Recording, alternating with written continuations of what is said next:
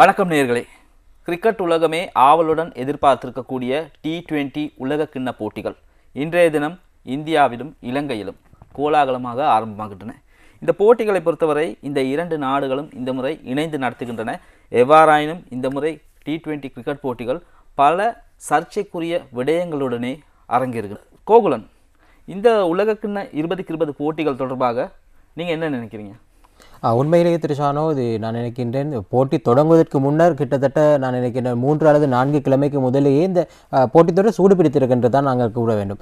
ஏனென்று சொன்னால் முதலாவதாக பங்களாதேஷ் அணியினர் இந்த போட்டித்தொடரில் பங்கேற்பதா இல்லையா என்ற ஒரு கேள்வி எழுந்திருந்தது. அதனைத் தொடர்ந்து பாகிஸ்தான் அணியும் அதே போன்றதொரு அடித்தளத்தில் சென்று இந்தியாவுடனான போட்டிகளிலே பங்கேற்பதிலே தாங்கள் ஆர்வம் காட்டாத ஒரு நிலை காணப்படுவதாக கூறியிருந்தார்கள். அது இன்று அளவிலும் உறுதியாகாதது ஒரு விடயமாக காணப்படுகின்றது. கோகுலன், இந்த கிரிக்கெட்டை பொறுத்த வரைக்கும் சர்வதேச கிரிக்கெட் பேரவையே தன்னை கையில் வச்சிருக்கக்கூடிய ஒரு ஆளுமை இந்திய கிரிக்கெட் சபைக்கு இருக்கிறது, BCCI. இந்திய கிரிக்கெட் சபை தான் இப்போ கிரிக்கெட்டை முழுவதுமாக ஆளுது. அதை யாராலும் மறுக்க முடியாது. சர்வதேச கிரிக்கெட் பேரவையை ஆட்டுவிக்கிற ஒரு சந்தர்ப்பமாக தான் இந்த தொடர் காணப்படுது. ஏன்னு சொன்னால் நேரத்தோட பங்களாதேஷ் இந்த தொடர்லேருந்து விடை பெற்றாங்க. அதுக்கு காரணம் இந்தியாவோட ஆதிக்கம். இந்தியா பொதுவாக பார்க்க போனால் இப்போ பங்களாதேஷோட இந்தியாவோட பிரச்சனை கிரிக்கெட்டை தாண்டி ஒரு அரசியல் விவகாரமாக மாறி இருக்கு. கடந்த ஒரு 1-2 வருடங்களாக அவர்களுடைய அரசியல் பின்னணி காரணமாகத்தான் அந்த அரசியலினுடைய தாக்கம் இன்று கிரிக்கெட்டுக்கும் வந்திருக்கின்றதை நாங்கள் கூற வேண்டும். அதாவது அவங்க இந்தியாவை பொறுத்த வரைக்கும் இந்தியாவில் அரசியல் லாபம் தேடுறதுக்கு இந்த கிரிக்கெட்டை பயன்படுத்துகிற ஒரு சந்தர்ப்பம் உருவாகி இருக்கு. இது பாகிஸ்தான் விடயத்திலையும் இருக்குது. பாகிஸ்தானோட இந்தியா கைலாகு கொடுக்காம இந்த போட்டிகளை புறக்கணித்து பொதுவாக இப்போ விளையாட்டு வல்லுநர்கள் எல்லாமே சொல்லக்கூடிய ஒரு விஷயம், கிரிக்கெட் விளையாட்டுங்கிறது 2 அணிகளுக்கு இடையிலான 2 நாடுகளுக்கு இடையிலான ஒரு நட்புறவு. இந்த அநேகமாக போட்டிகள் வெற்றி தோல்வி மற்றும் இல்லை, ஒரு நட்புறவை வளர்க்கக்கூடிய ஒரு சிறப்பான அம்சம். ஆனால் அதை மீறி இப்போ இந்த கிரிக்கெட்டை ஒரு வித்தியாசமான பாதைக்கு இந்தியா கொண்டு போகிறதா தெரியலையா உங்களுக்கு? இப்போ இந்திய அணியினுடைய ஆதிக்கம், இந்தியா அல்லது BCCIயினுடைய ஆதிக்கம் கடந்த 7-8 வருடங்களாக காணப்படுகிறது. அதற்கு முன்னதாக இங்கிலாந்து அணியாக இருக்கலாம், அதே போன்று ஆஸ்திரேலியா கட்டுப்பாடு சபைகளினுடைய கட்டுப்பாட்டினுடைய ஆதிக்கத்தில் இருந்தது.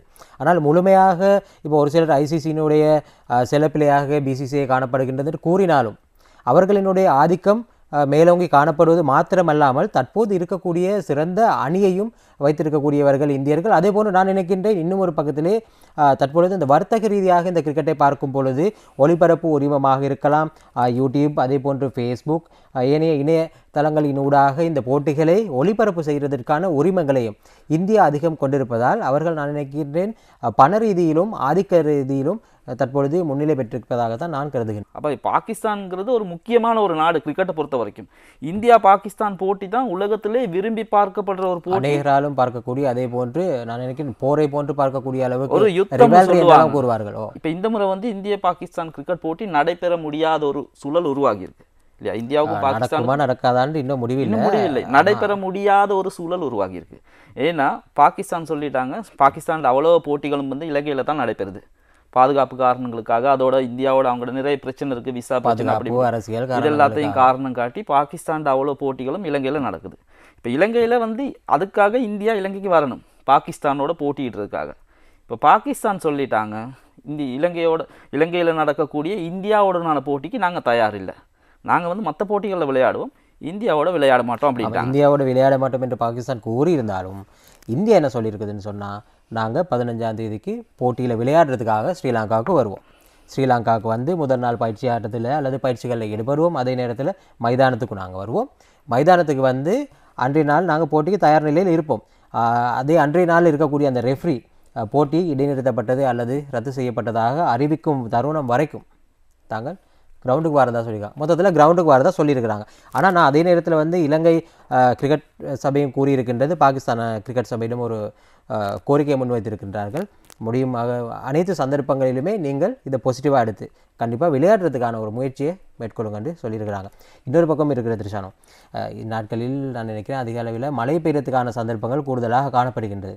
ஆகவே நான் சில வேளை 15ஆம் தேதி மழை பெய்வதற்கான வாய்ப்புகள் இருக்குமாக இருந்தால் பாகிஸ்தான் அணியும் விளையாடுவதற்கு ஒத்துக்கொண்டிருந்தால் அவர்களுக்கு மழையால் போட்டி தடைப்பட்டால் ஒரு புள்ளியாலும் பெற்றுக்கொள்வதற்கான சந்தர்ப்பம் இருக்கின்றது. ஆனால் அன்றைய தினம் அவர்கள் அந்த போட்டியிலே பங்கேற்க மாட்டோம் என்ற உறுதியை தொடர்ந்து வைத்திருப்பார்களாயின் அந்த 2 புள்ளிகளும் இந்திய அணிக்கு தான் செல்லும் நினைக்கிறேன். இப்படியான ஒரு நிலைமை வந்து 1996ஆம் ஆண்டு உருவாகி இருந்தது. மேற்கிந்திய தீவுகளும் ஆஸ்திரேலியாவும் இலங்கைக்கு வர முடியாது பாதுகாப்பு காரணங்களை கூறி அவர்கள் போட்டியை தவிர்த்து விட்டார்கள். அதன் பிறகு அதன் காரணமாக அந்த போட்டிகள் புள்ளிகள் இலங்கைக்கு வழங்கப்பட்டது மாத்திரமில்லாமல் அடுத்த கட்டத்துக்கு நகர்வதற்கு அது இலகுவாகவும் இருந்தது. அதே போன்று நாங்கள் இன்றும் அபிமானத்துடன் கூறக்கூடிய அந்த 96ஆம் ஆண்டு உலகக்கிண்ணத்தை இலங்கைக்கு பெற்றுக்கொள்வதற்கான ஒரு ஏதுவான ஒரு காரணியாகவும் அது அமைந்திருந்தது. நிச்சயமா பங்களாதேஷுக்கு பதிலாக ஸ்காட்லாந்து அணி உலகக்கிண்ண 2020 தொடரில் விளையாடுறதுக்கான சந்தர்ப்பத்தை பெற்று, அதே மாத்திரம் இல்லாமல் இந்த தடவை முதல் முறையாக வந்து இத்தாலி அணி வந்து உலகக்கிண்ண 2020 கிரிக்கெட் தொடரில் பங்கேற்கிறாங்க. அவங்களுக்கும் ஒரு வித்தியாசமான ஒரு அனுபவமாக இருக்கும்னு நான் நினைக்கிறேன். அதே போல் இந்த உலகக்கிண்ண கிரிக்கெட் தொடரை பொறுத்த வரைக்கும் நாங்கள் முக்கியமாக பேச வேண்டிய ஒரு அணி நம்மட இலங்கை அணியோட நிலைமை வந்து இப்போ ஒரு காலகட்டத்தில், அதாவது 2015ஆம் ஆண்டு வரைக்கும் இலங்கை அணி இருந்த இடம் சொல்ல முடியாத ஒரு உயரத்தில் இருந்தது. இலங்கை அணி வந்து ப்ரொடியூஸ் செய்த வீரர்கள் அந்த மாதிரி சரத் ஜெயசூரியவாக இருக்கலாம், மஹில ஜெயவர்தனவாக இருக்கலாம், குமார் சங்கக்காரா, அஜந்த மெண்டிஸ் போன்றவங்களை வந்து ஆசியாவில் மாத்திரம் இல்லை ஆசிய கிரவுண்ட்ஸுக்கு வெளியிலையும் வந்து ஆதிக்கம் செலுத்தக்கூடிய முத்தையா முரளிதரன் தனித்துவமான அவங்க இடம் ஒன்று கொடுத்துருக்குறோம். அது முத்தையா முரளிதரன் நான் சொல்ல மறந்துட்டு, உண்மையிலேயே இந்த பேர் சொல்லக்கூடிய ஜாம்பவான்கள் எல்லாம் இருந்த ஒரு அணி. அப்போது இலங்கை எனும் பேருக்கு இருந்த பயம் கிரிக்கெட் ரசிகர்கள் மத்தியிலும் சரி, சில அணிகளுக்கும் அந்த பயம் இருந்தது.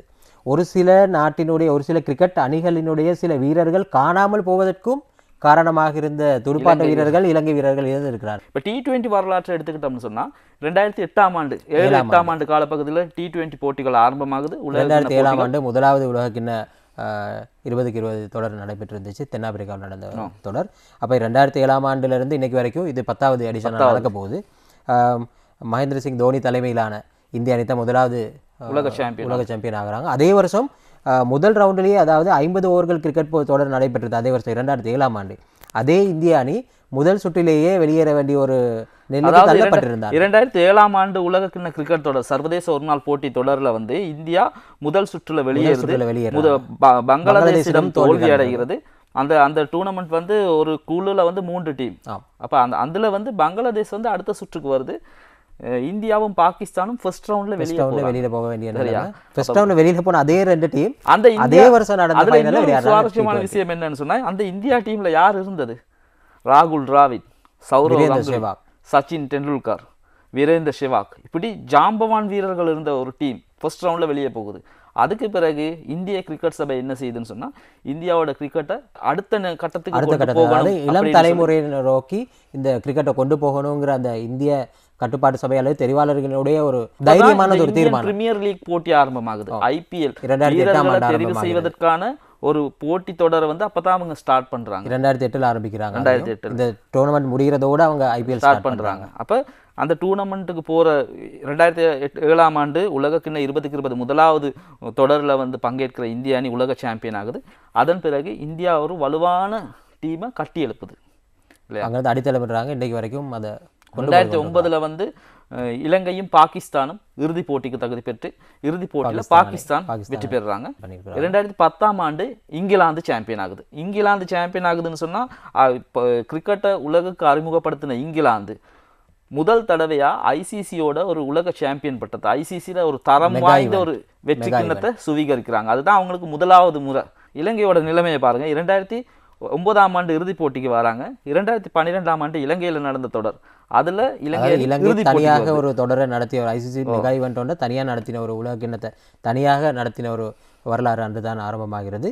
2012ஆம் ஆண்டு மறக்க முடியாது. சாமுவேல் உள்ளிட்ட கிறிஸ் கெயில் இலங்கை அணி வெற்றி பெற்றுச்சுன்னு முக்கியமான போட்டி தொடர், அது மறக்க முடியாது உண்மையிலேயே. அந்த சந்தர்ப்பத்திலும் இலங்கையில் இருக்கக்கூடிய முக்கியமான பல வீரர்கள் அந்த தொடரிலே பங்கேற்றிருந்தாலும் மேற்கிந்திய தீவு அணியினுடைய அந்த ஆல்ரவுண்ட் பெர்ஃபார்மன்ஸ் நாங்கள் சொல்லக்கூடியது அன்றிலிருந்து இன்னைக்கு வரைக்கும் ஆல்ரவுண்டர்ஸ் தான். வந்து அன்னைக்கு ஒரு விளையாட்டு ஒன்று காட்டிட்டு போயிட்டார். இறுதிப் போட்டியில் இலங்கை தோல்வி அடைஞ்ச பிறகு திரும்ப 2014ஆம் ஆண்டு பங்களாதேஷில் நடைபெற்ற தொடரில் இலங்கை அணி உலக சாம்பியன் ஆகுது. T20 உலக சாம்பியன் பட்டத்தை இலங்கை அணி சுவீகரிக்குது. இலங்கையோட மாபெரும் நட்சத்திர துடுப்பாட்ட வீரர்கள் 2 பேர் ஜாம்பவான்கள், மஹில ஜெயவர்தன, குமார் சங்கக்கார 2 பேரும் அப்போ ஓய்வு பெறுறாங்க. அந்த போட்டியோட டூர்னமெண்ட் ஆரம்பிக்கிற நேரம் இலங்கை அணியோட தலைவராக இருந்தவர் வந்து தினேஷ் சந்திமால். போட்டியில் நான் அதான் கேட்ப வேண்டிய யோசிச்சுட்டு இருந்தேன். என்னன்னு சொன்னா அந்த உண்மையிலேயுமே அதற்கான கிரெடிட் போய் சேர வேண்டியது தினேஷ் சந்திமாலுக்கா அல்லது லசித் மாலிங்கவுக்காங்கிறது. லசித் மாலிங்கவுக்குன்னு தான் நினைக்கிறேன். ஏன்னா லசித் மாலிங்க வந்து தினேஷ் சந்திமால் நல்ல துடுப்பாட்ட வீரர், நல்ல வீரர். ஆனால் ஒரு துடுப்பாட்ட வீரர் நல்ல வீரருங்கிறத விட ஒரு கிரிக்கெட்டை பொறுத்த வரைக்கும் கொஞ்சம் அதிர்ஷ்டமும் இருக்கு. அது இல்லாமல் ஒன்றும் செய்ய முடியாது. அந்த அதிர்ஷ்டம் வந்து லசித் மாலிங்கவுக்கு நல்ல வேலை செஞ்சது. அடுத்தது நாங்கள் ஆரன் ஃபின்ச்.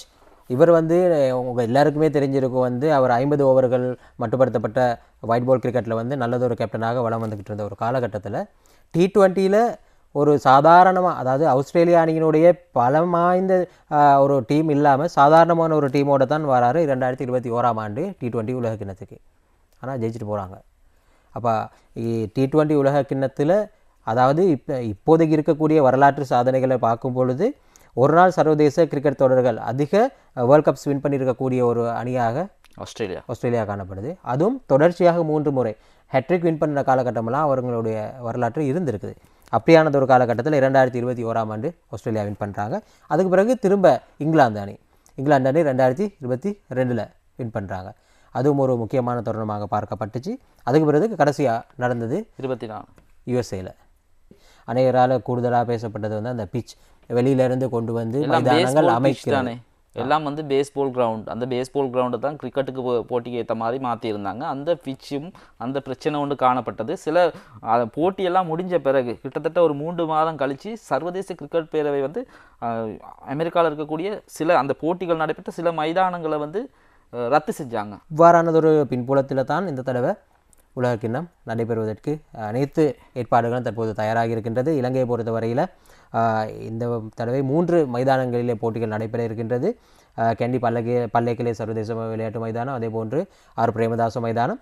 அதோடு இன்னும் ஒரு மைதானம் இம்முறை T20 உலக கிண்ண போட்டிகளை நடத்துவதற்காக தயார்படுத்தப்பட்டிருக்கின்றது. ஏற்கனவே எப்படி நாங்கள் கூடலாம் இரவு நேரங்களில் மின் விளக்குகளுக்குள் விளையாடக்கூடிய மாதிரியான ஒரு மைதானம் அதாவது இருக்கவில்லை. SSC மைதானம், கொழும்பு SSC மைதானத்தை பொறுத்த வரைக்கும் இதுவரை காலமும் வந்து பகல் போட்டிகள், காலை ஒரு 9 மணி 10 மணிக்கு போட்டிகள் அல்லது பகல் நேர பகல் போட்டிகளாக நடைபெற்ற மைதானம் அது. இந்த முறை அதை வந்து புது பொலிவு பெற்றிருக்குது. மின்னொலியில் நடக்கிறதுக்கான அனைத்து ஏற்பாடுகளும் பூர்த்தி செய்யப்பட்டிருக்கு. நிச்சயமாக ஒரு வரவேற்கத்தக்க கொழும்புல 2 மைதானங்கள் இருக்கக்கூடிய இந்த காட்சிகள் கூட நாங்கள் கடந்த வாரம் இந்த மைதானம் உத்தியோகபூர்வமாக கிரிக்கெட் சபைக்கு வழங்கப்பட்ட அந்த சந்தர்ப்பத்திலே எடுக்கப்பட்ட காட்சிகளை தான் நீங்கள் தற்போது பார்த்து கொண்டிருக்கின்றீர்கள். நான் அந்த சந்தர்ப்பத்திலே இலங்கையினுடைய தலைமை பயிற்சியாளர் சனத் ஜெயசூரிய, அதே போன்று T20 டீமினுடைய கேப்டன் தசுன் ஷானக்க போன்றவங்க வந்து அந்த அன்றைய நாள் அங்கே வந்திருந்ததை எங்களோட காணக்கூடியதாக இருக்குது. அது தொடர்பிலான காட்சிகள் தான் இதை நீங்கள்